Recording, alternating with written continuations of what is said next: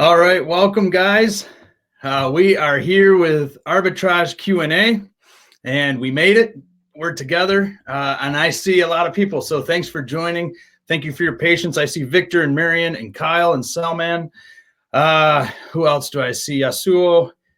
Thanks for being on board. We are excited to do Arbitrage Q&A, and I'm looking forward to your questions, and so get them coming.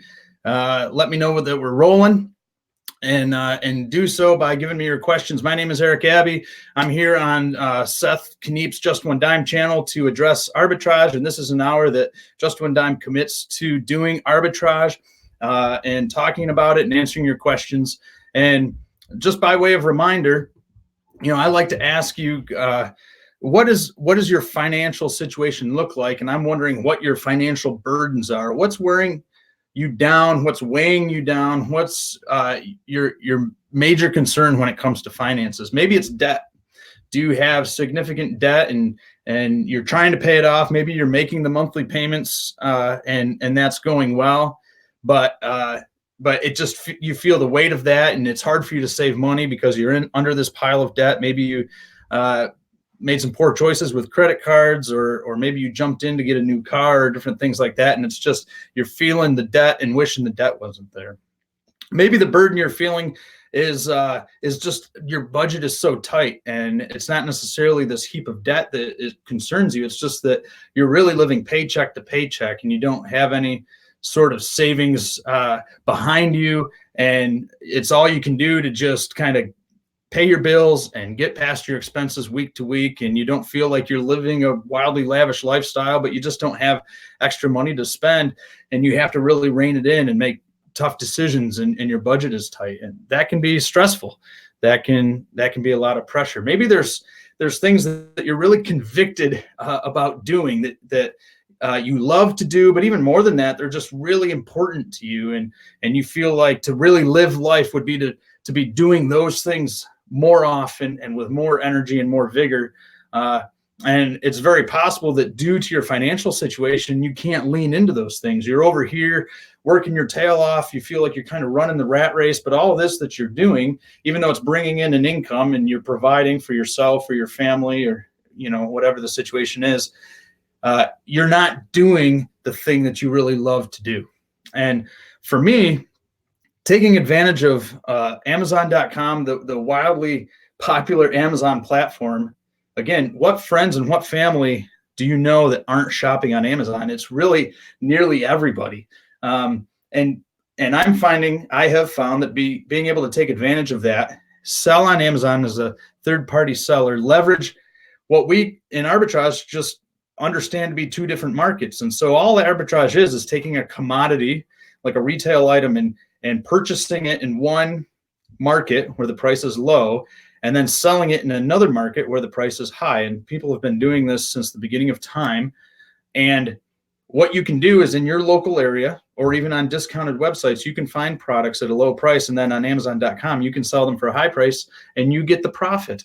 And little by little, that adds up to being able to relieve this financial burden that you're very possibly feeling. And so I was under a ton of debt. I felt that, and I was able to slowly but surely take one step forward and then two steps forward and work my way out of personal debt. Could be some of you are really in a significant situation where you're feeling the weight of just not having a dependable vehicle. And we were at that point as well. And it was good to be able to get out there and purchase a car that became dependable. So, what I am saying and what we're going to talk about in this hour is that you have an opportunity to take advantage of selling on Amazon and utilizing this thing we call arbitrage, where you can buy products at a low price, sell them at a higher products, and make a profit. And that will give you room in your budget. It can help you maybe double down on debt. What would you do if you had a couple $100 extra each month? Would you be able to put that towards debt and really make progress at putting away your debt? Because if you get rid of your debt, now you can save all the more, and it gives you extra room in your budget. What would it be like to be able to get out there and actually purchase that thing that you need, or to just have a little breathing space in your budget, which is important, really significant. So I just want you to be thinking about that. And if that's intriguing to you, I want you to give consideration to selling on Amazon and doing arbitrage on Amazon. It's a really sweet opportunity. You're not too late. I disagree with anyone who says that selling on Amazon is a thing of the past. Amazon is as popular as it's ever been.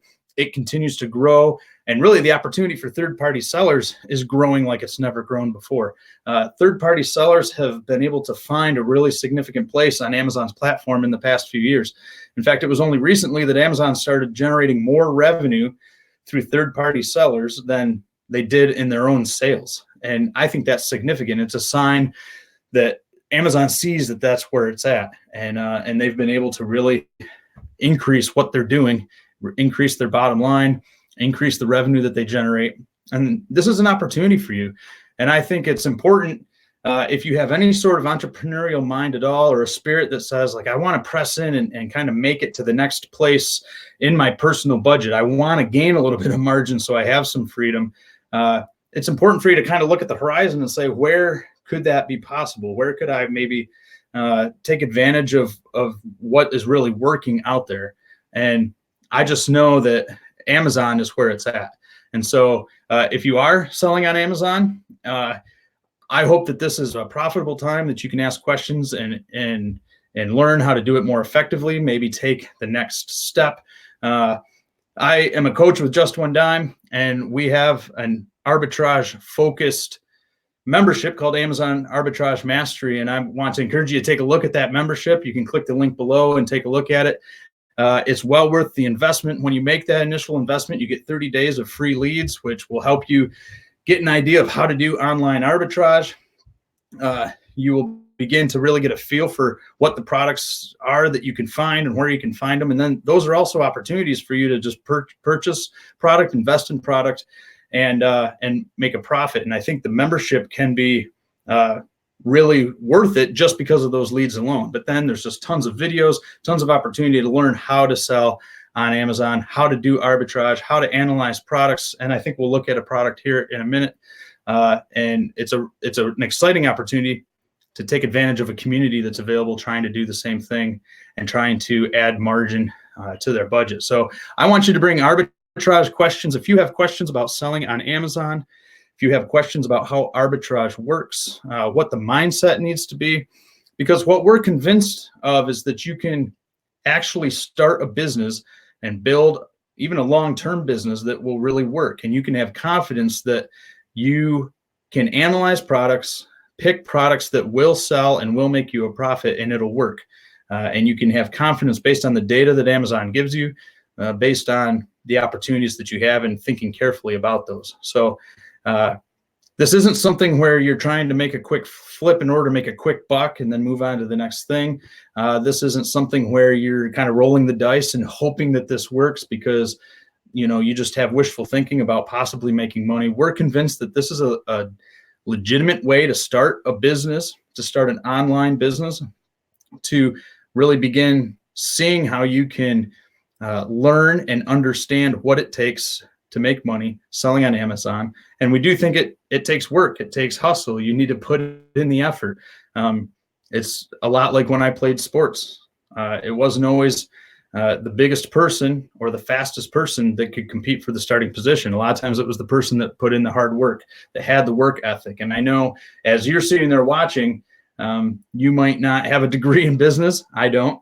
You might not feel like you're the cream of the crop when it comes to going out there and making money. But this is something that's very simple, and that it takes hard work. It takes consistency. It takes some thoughtfulness, but you don't have to be a genius. You just have to be able to think through, be willing to work hard enough to learn how arbitrage works, how you can sell on Amazon, and then put one foot in front of the other in order to make that happen. So bring me your questions, and I want to know how I can help. So I'm going to take a couple minutes and look at these questions, keep engaging and letting me know what you're thinking, and even just share kind of where you're at. One of the advantages to being around other people is you can just be thinking alike with one another, and having a community to be a part of. One of the biggest encouragements about the Just One Dime memberships is the community that you're a part of. So you can put the things that are going well and celebrate with people. You can put the obstacles that are in your way. You can post those as a part of the community, and the community really rallies to engage you on those things. And so, Victor, I think meetups are helpful. I'm glad you're excited to be selling on Amazon. And I know there's people that you interact with that don't have the same passion. They don't really know what you're talking about. And that's one of the biggest benefits, again, from the Amazon Arbitrage Mastery membership to me, is you're around other people that are excited, that are making it work. You're learning from them, but you're also just celebrating with them.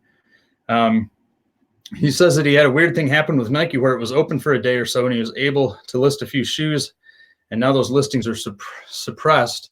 I do know that sometimes that happens. I've been ungated and unrestricted in particular listings, maybe associated with a brand, and I've been able to list the product, and I even send it in to do Amazon FBA, and then I find at a subsequent time that listing became restricted. I've never really had that happen wholesale with a brand, so I'm not sure what happened there, Victor, but I do know Amazon is it's dynamic, so it's constantly creating restrictions, lifting restrictions. You yourself can apply to have your personal restrictions lifted, and sometimes they are, other times they're not, and all of that is dynamic, and it's sometimes hard to follow.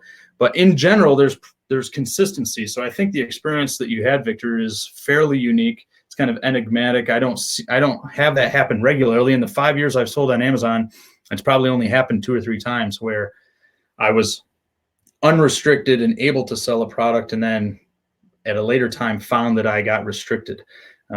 That's unusual. Usually it happens the other way around. You're restricted from selling a brand, and then based on your seller performance or some other possible variable, that restriction is lifted, and now you're able to sell. And usually it's a pretty consistent change.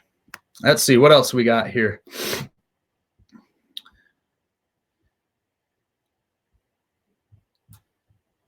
What are some shipping companies to ship from Canada to FBA in the US? Kyle, that's a good question. I know you've been asking questions about how to sell in the US from a Canadian location. I don't know the answer to that question because I don't know what specific companies would be the best to ship from Canada to the US. I would think they'd be the same typical companies, but it's hard for me to really get my mind around how you could make significant profits shipping internationally like that. Now, you can take advantage of Amazon's North American setup, where you can offer your products for sale not just in Canada but to all of North America. You can have them for sale in the United States. You can have them for sale in Mexico. And then my understanding is that Amazon takes care of the shipping. They would be providing shipping through their partnership program, and the costs are always way lower.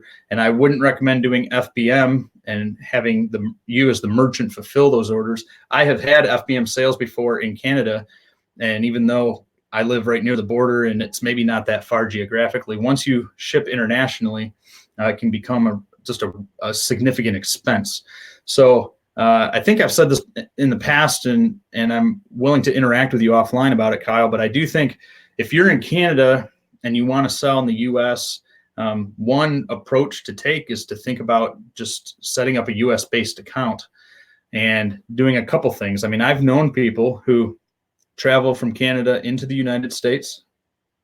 They make a ton of arbitrage purchases while they're in the US, and then they get those purchases into an Amazon fulfillment center, either by setting up shop in the US and shipping them, from a US location into a US fulfillment center, or they, more often than not, they take advantage of a prep center. And so they take all the purchases that they've made while they've been in the US, and they get those to a prep center. A lot of prep centers will allow you to just physically bring product and drop it off at the warehouse, or they figure out a way that they can ship that there.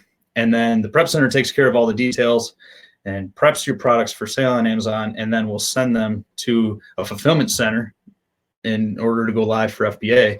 And then the individual goes back home to Canada and monitors sales from there. So again, you're not moving product across the border whatsoever. You're just coming into the US, you're taking care of your US-based business, then you go home. And that depends on where you live and how close you are to the border and that kind of thing, what prep centers are available to you.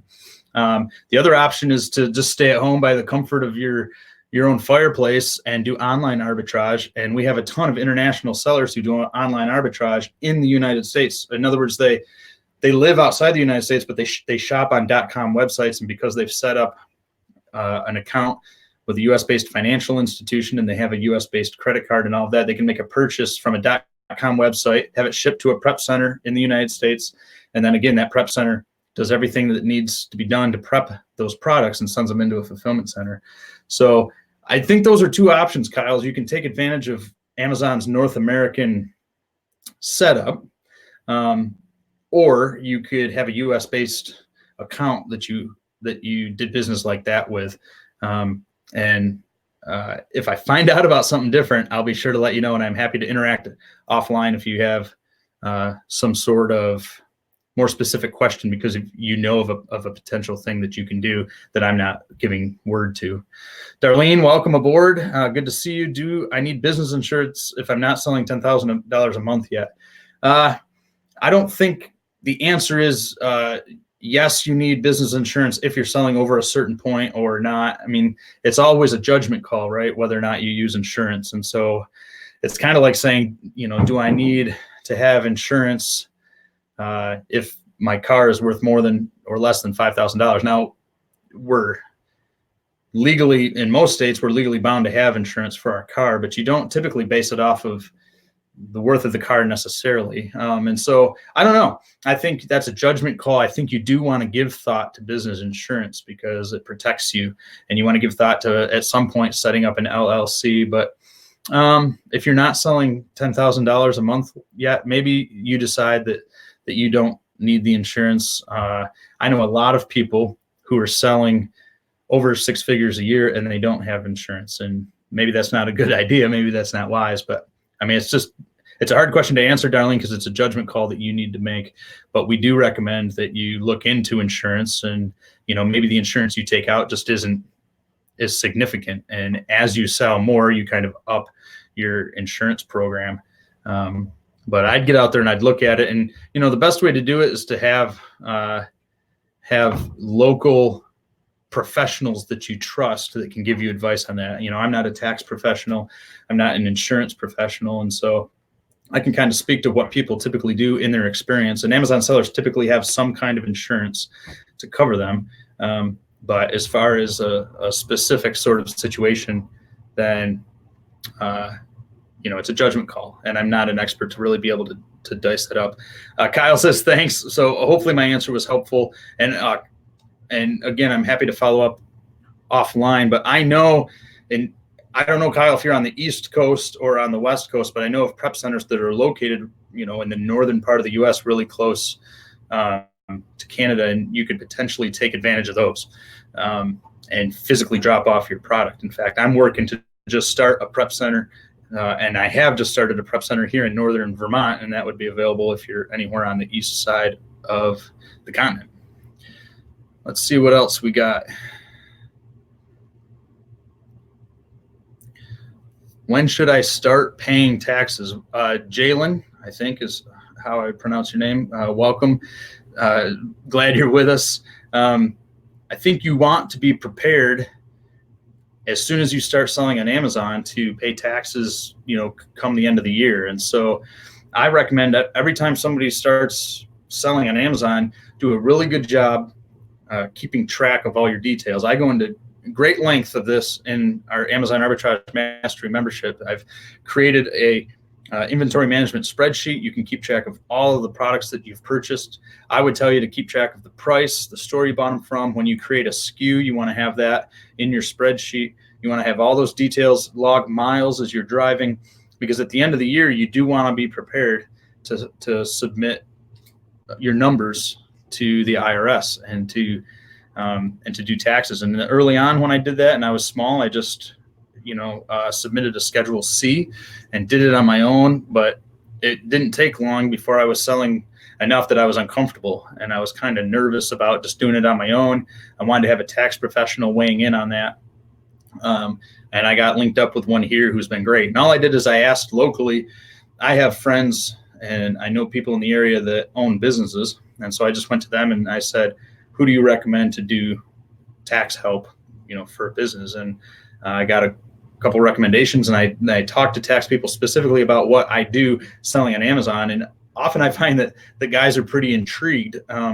It's sometimes new. So like the tax guy that I've used the last few years, it was fairly new to him at first. I mean, he wasn't new to retail or even to online e-commerce sort of things, but just the nuances I was dealing with and the questions I had regarding Amazon were somewhat new to him. But he was eager to learn and wanted to do research and was kind of motivated to jump on and take part in what I was doing and to learn about it. And he's been super helpful, and he's given me good tax guidance. So I think the answer, Jalen, is that you want to start paying taxes immediately.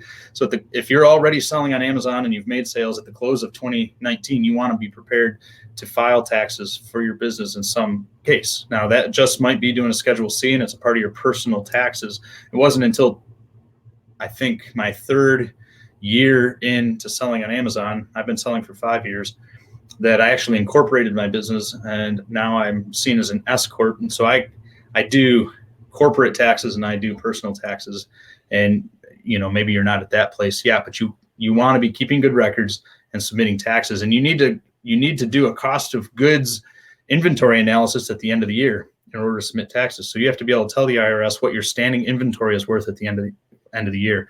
And I can give follow-up answers to some questions about that, but what it does is it requires you to keep real careful track of the purchases you're making and what your inventory looks like. And you need to take a snapshot of your inventory at the end of the year.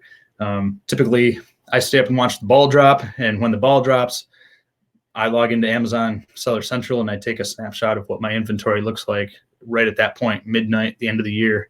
And then in some point between then and when I actually sit down with my tax guy, I go through and it's tedious, but I go through and figure out what my cost of goods inventory actually looks like. Jalen makes a couple comments here. I love your vision. I'm thankful for that. I think I try to speak from the heart, and I get excited about the freedom I've had in my budget. I've never done Amazon full time. That's never been my goal. I don't want to just shove off and create this kind of business that's the main thing I'm doing. I've got a lot of other things that I want to be doing that frankly are more important to me than selling retail items. And yet what I've been able to do is to take Amazon and put it into all the little corners and nooks and crannies of my schedule. And it's really served me and served my family and served my convictions, so that I just got some freedom, some breathing room in my budget. And then I could start making decisions based on having that freedom to line things up in my life. And that's why I get excited about it, because I think, gosh, if you guys could experience that, one, just having the weight of those burdens I talked about at the beginning of the program lifted off your shoulders, that's enough right there. That just feels great. I can remember when we got rid of all our debt, my wife and I went out to dinner and we just celebrated how good it felt to not be under this burden of student loans and car payments, and et cetera, et cetera. And just not having that, really, if it had ended there, I would have been extremely satisfied, because when I first started doing this, it was just a hobby and something I was kind of playing around with. And I never really imagined that I would get rid of debt as quickly as I did. And so that felt great. And then once that goal was checked off, I thought, what's the next goal to go after? And by God's grace, I've just been able to kind of plod along like that. And so I hope that you can experience the same sort of thing. And it's why I take time out of my Saturdays to do this. It's why I coach with Just One Dime. If I didn't think Just One Dime was helpful at moving that vision forward, then I wouldn't be a part of what they do. But I'm convinced they are very helpful. And I agree with Jalen. You have to treat it like a business. Think with a business mindset. And, maybe don't come into it with goals so low as me. My expectations were low. I was really skeptical and didn't think it would work the way it has. But if you come in and say, I'm going to work hard to actually start an e-commerce business selling on Amazon, and you set some goals in the beginning and you have the help of a membership and some training, man, I think you could really crush it. And it could go really well. Carmine asks, how do you get ungated for areas for arbitrage? The simplest way to answer that is seller performance. And so the longer you sell, the better your account health is, the more experience you get on the platform, the more that Amazon entrusts you with. And so I think new sellers do experience more restrictions, but Amazon is excited for you to grow and to make gains. And so we encourage our any new sellers to really work hard at finding opportunities, sell what they can, build a good performance history, and then based on that performance history, Amazon will allow you to have your more and more restrictions removed. And so every time you see a quality product that you would want to sell, but you can't because you're restricted, we encourage you to go ahead and if you've got your phone in the lower right-hand corner, you can use the app to actually apply to get that restriction lifted. Or if you're on the computer and you're doing a catalog entry, and instead of saying sell yours, it talks about applying for the removal of a restriction. Just go ahead and do that. And there will come a time when you will get automatically approved to sell the product, and the restriction will be lifted in a matter of seconds. Now, if you click that button and it takes you to a next page that's requiring all kinds of invoices, when you're doing arbitrage and you're buying from retail stores, you don't have the invoices that they're looking for. And so I accept that as a no answer, and I move on. Because here's the thing, I've been selling for 5 years, and I still encounter products and brands that I'm restricted on all the time. So if you just get mad and frustrated and intimidated by restrictions, it's a tough place to be in, because you're going to encounter them all the time. But my encouragement to you is to sell and engage in a good business with integrity. And in time, you will get those restrictions removed. And so just keep trying over and over again to apply to have those restrictions lifted. Let's see. Eric, are folks, so Aaron, welcome to the program. Eric, are folks making a living on just arbitrage, or is it usually just something folks are doing in addition to FBA or something else? I think it's a mix, Aaron. I know that there are sellers who are making a living doing just arbitrage. I'm absolutely convinced that if I wanted to, I could go full-time doing just arbitrage, and it would work really well. I limit myself because I've always worked another job, and I've wanted to be working in those other areas, and I do volunteer ministry at my church, and there's things like that I want to focus on. And so I purposefully limit the amount of arbitrage I do and the amount of time I spend on my business, because I don't want the business to take over my life. I want the business to serve me. So I've tried to think of ways that I could give energy to my business and increase my margin without, robbing Peter to pay Paul, stealing from the important things in my life. But all that to say, Aaron, I'm convinced that I could go full-time doing arbitrage. And I think sometimes I wonder, gosh, if I did that, maybe I could really blow it up and make more money than I could ever think of. But I don't want to be driven for money alone. So I've hesitated to do that. So I think the answer is yes. There are people that are making a full-time living on just arbitrage, but then there are a ton of people that use arbitrage as like a foundation. They generate capital. We have members who have joined Amazon Arbitrage Mastery because they want to create a foundation and then springboard off of that and create their own brand and private label products on Amazon, which is maybe what you mean by FBA.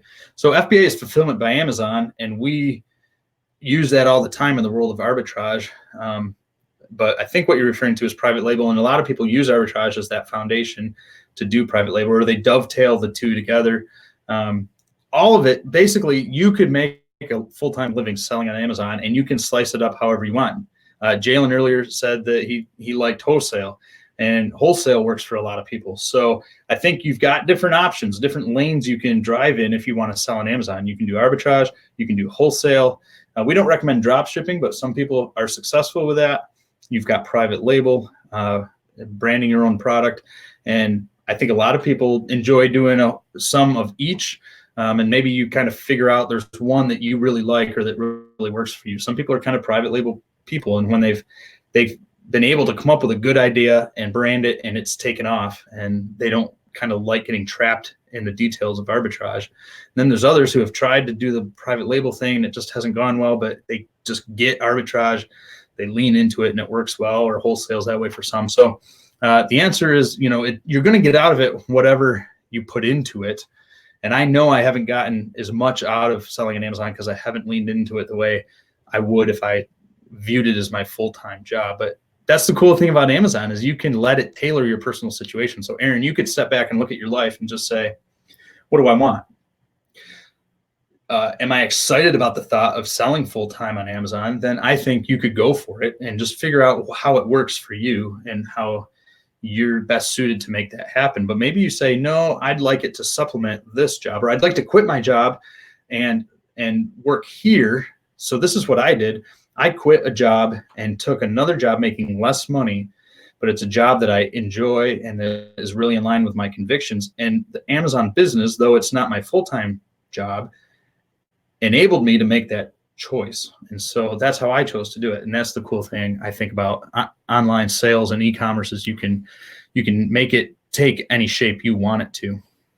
Jalen says he's done a ton of wholesale, has tried a little arbitrage. I'd encourage you to do more arbitrage, Jalen, and maybe even take a look at our membership. You can click the links below and just check out our memberships, and they are well worth the money. I promise you.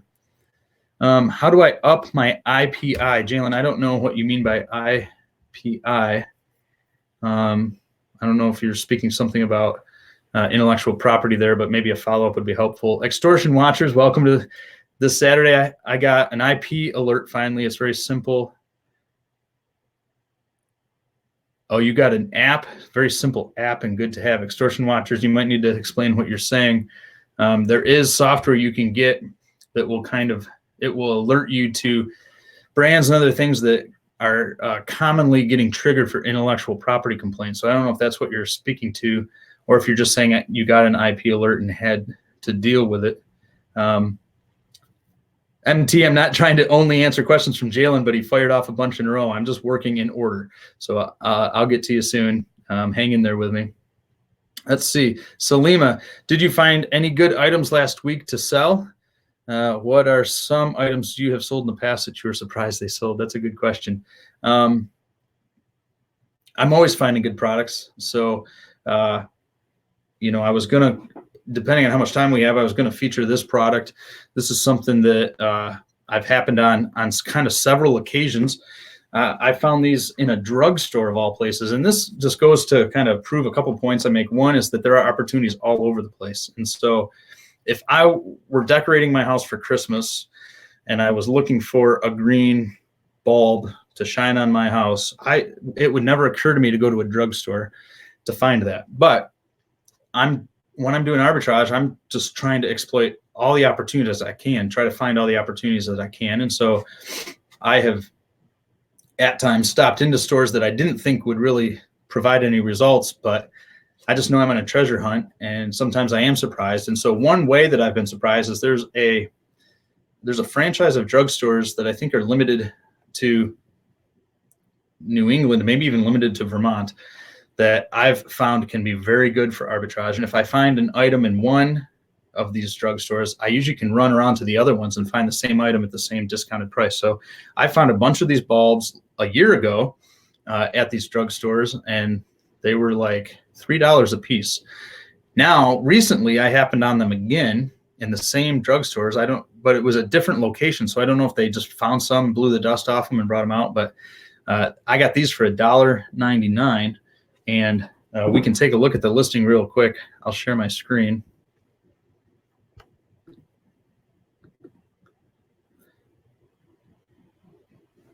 So this is the Amazon listing for this bulb that I found recently. It's a Westinghouse green bulb. The BSR is fantastic, under $65,000. They're selling for over $15, and I think that's going to increase because we're in the Christmas season. And I bought these for $1.99. I can make that a little bit bigger. So as you can see, my ROI on these is almost 400%. I'm making $7.58 per bulb at the current price. Now, they were selling a lot closer to $20 in the past. Last year, when we got to December and the Christmas season really hit, these went up and sold even better. So these are an example of something that I found recently. I'm not going to go into great length analyzing this product, but in answer to your question, Selima, this is something I found, and I'm selling a bunch of Christmas stuff. Got a ton of Christmas things in my inventory right now, and this is a great season to take advantage of that. Are there items that have surprised me in the past? I mean, I've sold all sorts of goofy things. I remember I sold these mugs that had a little space where you could slide in your cookie. And so, I mean, just kind of stuff that I think, who would buy this? All kinds of clothing and shoes and stuff that I found at yard sales. One time I found a little electronic solitaire game. It was in the package, perfectly mint at a yard sale, paid $2 for it. And I don't know why, but this little electronic solitaire game sold on Amazon for over $100. It sold for like $109.95. So, you know, it wasn't so surprising that I found this little item brand new at a yard sale. I'm amazed at how much new products you can find at yard sales, but I couldn't believe that I sold it for over $100. I don't know who's buying those electronic solitaire games for that much money. And I've had other situations, Salima, where a store that I thought would never provide the kind of products that I could make money off of surprised me, where I just found products in odd places like drugstores and other things. And it was surprising to me that there were opportunities there to take advantage of. I have hesitated to sell electronics. I certainly have sold electronics, and I can't necessarily think of any right off the top of my head. I know I've sold some routers. I've sold, I don't know. I sell such a variety of things. I can't just pull them off the top of my head. I'm a little suspicious of electronics sometimes because they need to be pristine. And sometimes in some of the stores I shop in, like Home Depot and Lowe's, you can bump into potential returns. And if I am selling anything that's at risk of being returned, it could be a faulty electronic product. But my answer in general is, yeah, you sell anything you can find, and the statistics indicate that it's going to work. So you've got a low BSR, you've got a high profit margin, and you're well on your way making money. Oh, Kyle, you're close to Buffalo. I went to college in Buffalo and spent a lot of time there. So we can talk about what you might be able to make work in that regard. MT, if you work out your profit margin after FBA fees, do you also include shipping? So the only fees, I would say yes. The only shipping fees that you're going to incur is what it costs to ship the product from your location into an Amazon fulfillment center. And in the manage inventory spreadsheet that I've created, I have a whole tab dedicated to shipping in that manner.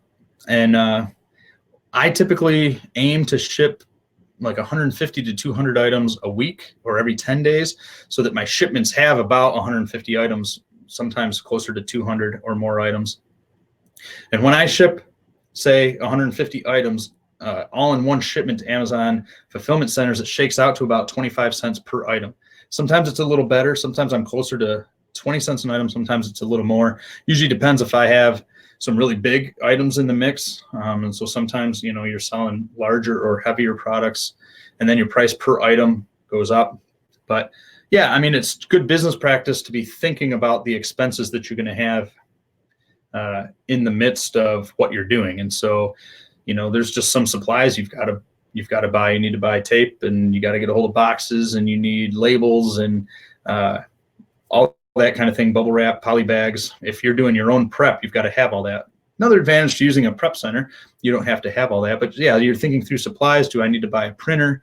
You're thinking through subscriptions. So some of us use online tools like RevSeller, Keepa. I use QuickBooks online, and I have a cost for that. Maybe your Just One Dime membership fee. These are expenses that would be considered subscriptions or service fees. And I think shipping is one, MT, that you want to be thinking through. But the cool thing about Amazon FBA, which I advocate, is that you're not paying for any of the shipping of individual products. You're just paying to get your batch of products shipped off to Amazon fulfillment centers. You're doing that through your Amazon account, and you're using an Amazon partner in UPS, and the rate is so low. So it's still something you have to take into account, but you're not paying a ton of money. And then Amazon's doing all the shipping of your individual products, and you don't have to, you know, bear the burden of those costs. Once in a while, when you sell an FBM product and you're fulfilling it as the merchant, then you do want to think through shipping. And it's part of why I recommend only doing that with items that are you're able to ship first class, that are small, under a pound. They're usually easier to package and easier to ship. And then no matter where you sell them in the United States, it's going to be a flat fee. So whether I ship to Phoenix, Arizona, or somewhere right here in Vermont, it's going to be the same cost.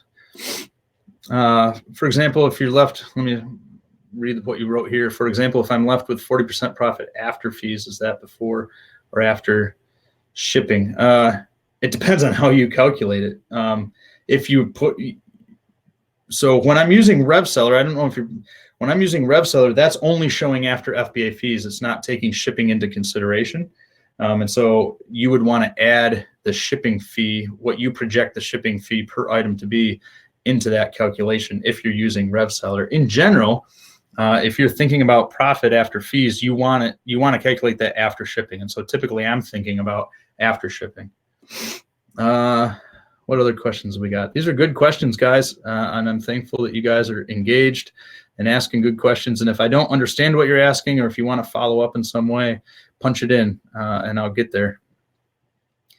Let's see. Loving it. Welcome. Do I use a repricer? The answer is no, though I know a lot of people that do. It takes time to do it manually. Yes, it does. And you're wondering how much it costs. We recommend Be Cool. So if you want to use a repricer, we recommend using Be Cool, and that's spelled BQOOL. And if anybody watching knows what that costs, put it in the chat, because I don't. I've never used it. I do my own manually. And it is a bit of a hassle, and it takes time, and some weeks I spend more time at it than others, but I've never used a repricer. What I don't recommend is using a repricer in any way that would promote a race to the bottom. So don't undercut the competition by a penny. It will not really get you anywhere, other than it will get you and your competition to a lower price, and it's just not good for anybody who's trying to sell and make money on Amazon. What Be Cool does that's kind of nice is you can put, you can match the lowest price, but you can also put like a cap on the top. And if, say, you're competing with one other seller and that seller runs out of inventory, so now you could be selling at a higher price, Be Cool will actually reprice to a higher price, which is one of the advantages to Be Cool. But unfortunately, loving it, I don't know what it cost. What profit margin should you be aiming for, MT asks. That's a good question, and I think it's largely driven by personal conviction, which isn't my way of avoiding the answer, but I think you want to decide for yourself. I've typically been conservative, and what I do is when I analyze a product, I want to get 100% return on my investment after FBA fees. And so I can share my screen and use this as an example.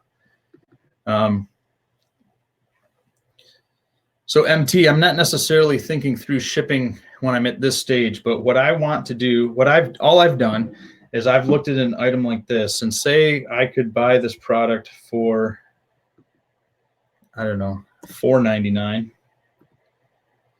And what that does is it gives me an ROI of 92%. I still think that's pretty good. So I can buy the product for $4.99, and after FBA fees, I'm making $4.58.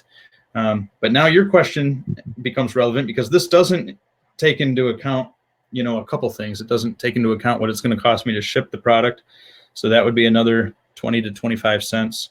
And it doesn't take into account just the more general expenses for my business, like supplies and subscription fees and that sort of thing. So I've typically looked for 100% ROI or better when I'm analyzing a product this way. And I think that usually shakes out, to a margin that is pretty robust, like, 50 or 60%, but it depends on how you're calculating that. And I think you want to decide what you're aiming for, in a way that works for you. So in the beginning, when I first sold, I was very skeptical, and I was pretty conservative because I wanted to see that this thing would work. Then I got to a point where I was willing to ease off a little bit on my convictions, because if I could find more products to sell, more opportunities to sell, even if they were at a lower margin, at least I would still be making money, even though that margin was smaller. But you've got to take into account things that are hard to calculate, like returns. I know during the Christmas season, people run into a lot of returns, or I started selling shoes and clothing, and that meant an increase in returns. So I had more opportunity to sell product. I was finding a lot of clothes and shoes to sell, and that was making me revenue. But then I was encountering more returns, and it's hard to know how to build returns in. So I just tried to keep my margin as high as I could to know that I could absorb those kinds of expenses. But I've never calculated it down to a fine point. So I couldn't tell you exactly what margin I go for, and kind of what would be the best way to approach that. I think if you have a profit margin, if you're selling a lot of items and you have a profit margin of 30%, you're going to be in really good shape and you're making money. I like the idea of pushing that up a little bit. Again, I'm trying to be efficient in my use of time and energy. And so if I can kind of hold my feet to the fire to have a higher margin, if I can analyze products and find a strong ROI in the beginning, then I'm going to make more money with the time and energy that I'm putting into those products. And so I do think if I went full time and I had like this larger window of time and energy to invest in the business, I would kind of be forced to lower my margin expectations some, because I'd be wanting to get more products and move more products. And even if that meant my margin got lower, the sheer volume increase would mean greater revenue and greater profit in the distance. So I hope that makes sense. I don't have, the exact calculations of particular figures to give you. And part of the reason is I've just always kind of tailored it to my specific situation. I've never gone back and done the research to know, in light of these returns and these shipping costs and these subscriptions that I had, what did my margin ultimately look like? And I probably could do that, and maybe it would inform me some and how to move forward. I just have never done that, for better or for worse. Haley asked how many hours a week I spend on my Amazon business. I would say about 12 to 15. So that's an average. One thing I like about Amazon is that, some weeks it's more, some weeks it's less. And so I can bob and weave around things. If I have a particularly light week, in my work, or if there's some reason why I'm not as busy in one week with the rest of my life, I can spend more time and energy on Amazon. And maybe I know that in a couple of weeks, I've got something coming up that's going to be especially busy, and it's going to take me offline. And so I like that I can bob and weave. Next week, I'm traveling to be with family for Thanksgiving. I'll put in a lot less time doing Amazon because I'm traveling, although I can tend it from the computer no matter where I am. I certainly wouldn't do retail arbitrage locally when I'm traveling, although under the right circumstances, I might hit up some places as I'm traveling. Tough thing about that is I travel with 4 kids, and typically I just kill any notion of doing arbitrage when our family is traveling like that. But I think the answer on the average is 12 to 15. It's not a ton. Sometimes it's more, sometimes it's less. And that's what I like about it. And I can do a lot of it at night. I can do a lot of it early in the morning. I try to find time slots when it's not going to affect my family or take me away from work. Let's see, extortion watchers, Chrome extension. Yeah, that's what I thought you were talking about, the IP alert on Chrome extension. Is there a name for that? If extortion watchers know what the name for that is, it's something that I've never used, so I don't know if I want to recommend it, but I know some of our members use it, and I know IP complaints are becoming a bigger and bigger problem. And so what this does is it tries to anticipate what products and what brands generally generate IP complaints, and then you could make the choice to avoid those and maybe mitigate the risk of getting IP complaints yourself. Aaron, I'm not the expert here, but I would think that what margin you get depends on the product and what the market will bear. Some things naturally, well, that's true, but I still think what MT is looking to do is to figure out just what kind of margin to aim for, which would direct your decision making. So no matter what product you're looking at, you want to have some numbers in mind so that what you're buying fits into your personal convictions. And that gets me back to what I had mentioned earlier. We're making data-driven decisions with confidence to know if we're going to buy products, they're going to sell, and they're going to sell for a profit. So when I bought this product, I didn't do it because I thought, well, this is kind of cool. Maybe it'll sell, or I hope this will make me money. I looked at the data, and I know based on the BSR that this will sell. And I have an idea of about how many will sell in how much time. And I know based on the consistent price I've seen this item selling for on Amazon for over a year, and I know what I paid for it, I know that I'm going to make money. And so we're trying to make confidence-based, data-driven decisions on items that we know are going to sell and we know are going to make money. A lot of people who get frustrated with their Amazon business do so because they're not thinking well about the items that they're purchasing and investing in. And so they either buy products that don't sell, and then they're frustrated because you're not going to make any money if you're buying products that won't sell, or they buy products that sell, but they sell, the price tanks, the margin that they're making isn't significantly enough. So I just think you do want to have numbers in mind that will help you to make good decisions about what you're buying. And the more experience you get and the more you tailor your business to your own situation, the more you're going to have a really good idea of what that should look like for you. Carmine asks, what software was that you were using? I suspect that you're asking about this. So this is a Chrome extension called RevSeller. RevSeller, and I think it's one of two tools that is necessary especially when you're doing online arbitrage. So it costs $99 a year, which is really a small investment when you break that down into monthly payments.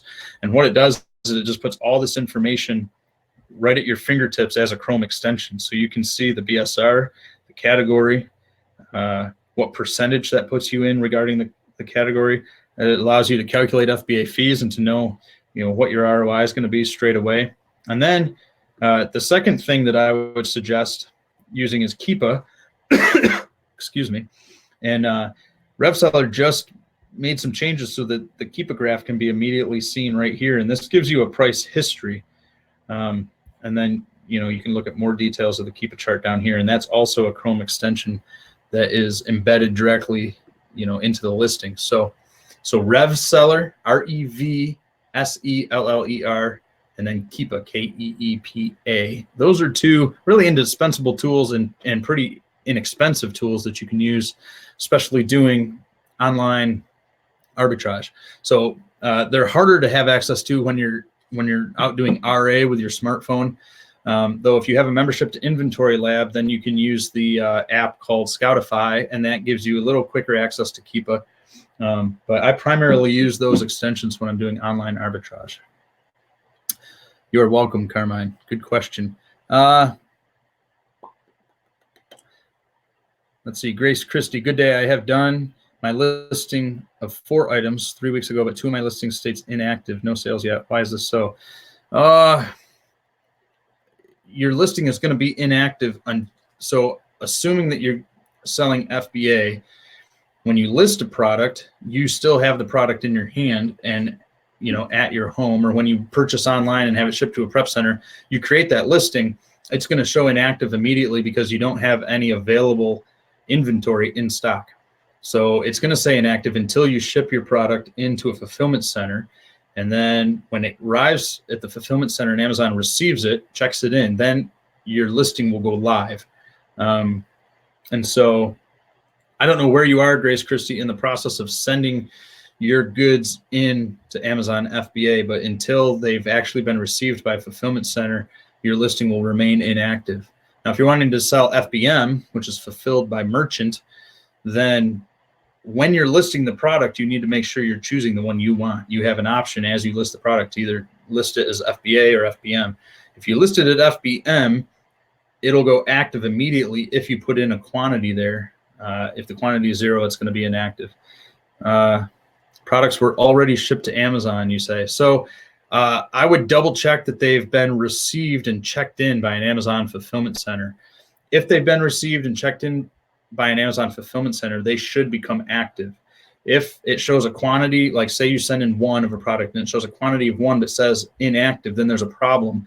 And I would recommend calling Amazon Seller Central Support Help and explaining that to them. Give them the ASIN, say this has been received, but it is inactive. What's the reason for that? You can click the edit button, and sometimes if it's flagged for some sort of problem, you can fix that problem and it will go active. But I've encountered this once in a while. If they've truly received the product and it matches your listing, but the listing still says inactive, there's some sort of problem that you need to call in and get figured out. Yasuo, ROI 30%, Amazon is not selling, profit is less than $4, rank. Yeah, so she's responding too.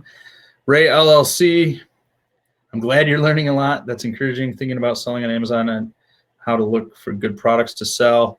Again, I've touched on this a little bit, but if you're starting to think about selling on Amazon, I think the first step, you need to get your Amazon Seller Central account set up. You need to think about what your approach is going to be. And you want to think about, you find products very simply by going to retail stores, by looking at online websites, and just scouring primarily clearance sections and discount sections, because that's where you're going to find the best deals. But what you need to learn first and foremost is just how to analyze a product, what data to look for. And yes, we have a step-by-step guide to start selling on Amazon. Click the link below for Amazon Arbitrage Mastery. That is a membership that does exactly that. It takes you from soup to nuts. It starts with how to set up your Amazon Seller Central account, the documents you need.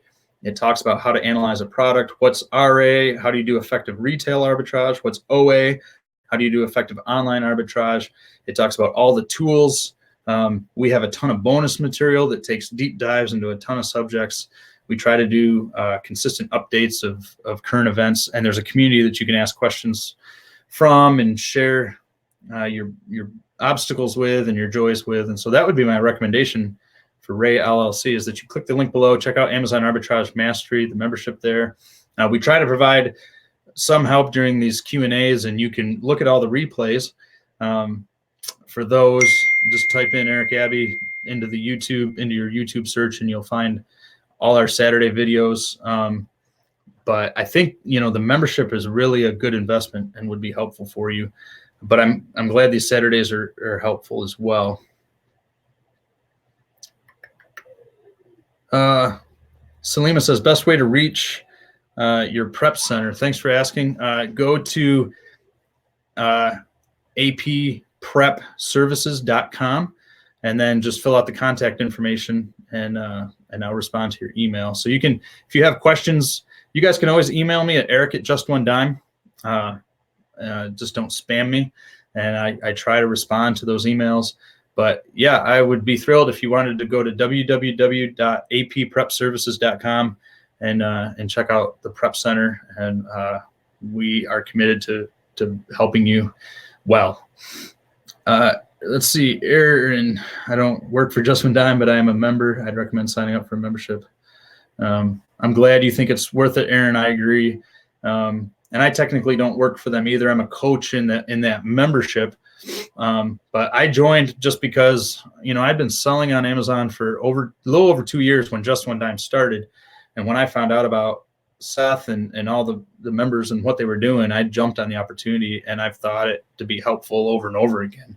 And that was as an experienced seller. I derive tons of benefit that far outweighs any expense I've made to join those memberships. And they've just been a lot of fun. So I think they're well worth the money. And I'm glad you do too, Aaron. Carmine, for arbitrage, is it better to start with an individual seller account to minimize cost, then upgrade after reaching 40 sales per month? Another great question. So when you join Amazon Seller Central, you have two options. You can join as an individual seller, or you can join as a professional seller. To join as an individual seller is completely free, and you don't have to pay anything to set up your account. But then every product you sell, Amazon is going to charge you an additional $1 fee because you're not a professional seller. And that fee goes away when you become a professional seller. But to become a professional seller, you have to pay $39.99 a month in a subscription fee. So that's kind of what's behind Carmine's question, why the suggestion is to upgrade after reaching 40 sales a month. Because once you're making 40 sales a month on Amazon, you've easily justified becoming a professional seller, because you're going to save the same amount the subscription fee costs just in not having that extra $1 per item charge. So I think you can do it that way, Carmine. But if you're wanting to join Amazon and sell because you really want to move your business forward and you want to do arbitrage, I would recommend just starting with a professional account and really going after it. I mean, you don't have to commit to spending a ton of hours a week in order to find over 40 items a month. It's hardly more than one sale a day. And so, when I started doing arbitrage, and I did it pretty conservatively, I justified that subscription fee easily in the first 4 weeks that I was selling. So, I do think you can upgrade at any time. So, if you do arbitrage for 3 weeks and you're like, wow, I'm finding a lot of stuff, you can just jump up to a professional account, and I think, you're off to the races. But to me, if you're going to do this seriously, my suggestion is just do the professional account right up front. Now you're saving that $1 per sale right out of the gate. But it's your choice. You can do either one. All right. Well, that's all for the questions, and really that's all for our hour. Thank you for hanging in there with me. Thank you for the good questions and the good conversation. Let me just remind you, because I think you need to hear it, that this is an opportunity that you could take advantage of.